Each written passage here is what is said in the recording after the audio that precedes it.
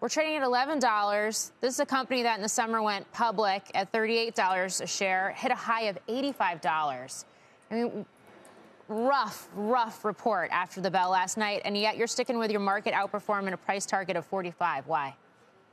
Yeah, we have a pretty big upside here, and you're right. You know, the fourth quarter was okay, but you always want to see a beat. They were pretty much in line. And then what I think is really pushing the stock today is, the first quarter guide was disappointing. And so you'd say it's been a disappointment. If you look at how much the stock has declined here, it's declined a lot more than the fundamentals have changed. And look at the price today. First off, you've got a $9 billion market cap. You have $6 billion of cash on the balance sheet, which is largely excess. So you're talking about roughly a $3 billion enterprise value for a company with 23 million customers, and they're not burning through cash, and we think they'll be pretty cash positive next year. So that's one point. But then the second point is, as you look at the first quarter guide, it was disappointing, no doubt. And I think some of the crypto initiatives are a little slower than we would have liked to see with the regulatory pushback. But they're launching so many new products over the next 6 months, none of which is in the first quarter. So we see a lot of upside to revenue here. You know, they're going to get benefits from interest rates. They're launching fully paid securities lending, which will be a couple $100 million. They're taking their crypto business international, which we think could be a big driver of growth. They're entering the retirement market in the middle of the year, which is a $25 trillion market. They're adding products to their gold subscription business. So there's a lot going on here. And, we think that some of this negativity is overdone. I get it. You have tough comps from last year, but we're still pretty excited. We heard a lot from the company last night.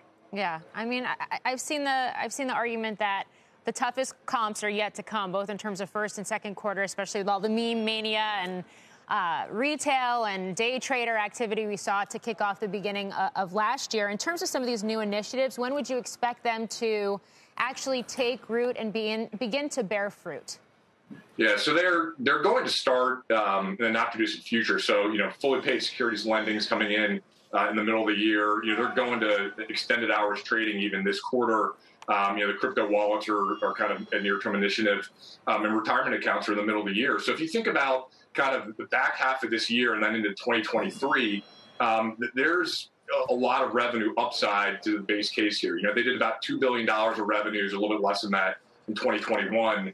If you add up all these initiatives, those are multiple billions of dollars of opportunity as well, where we see that starting to contribute in the back half of this year and then big step function in the next year. So there's a lot to be excited about. $6 billion of cash. There's a lot of optionality in that. They can do M&A that can obviously accelerate their organic growth as well. And I just think that people are so focused on what happened in the first half of last year. That wasn't normal. We all know that wasn't normal. Yet they do have tough comps as a result of it. And so we got to work through that. But there's a lot of acceleration in revenue in the back half of this year and next year. Shepard Smith here. Thanks for watching CNBC on YouTube.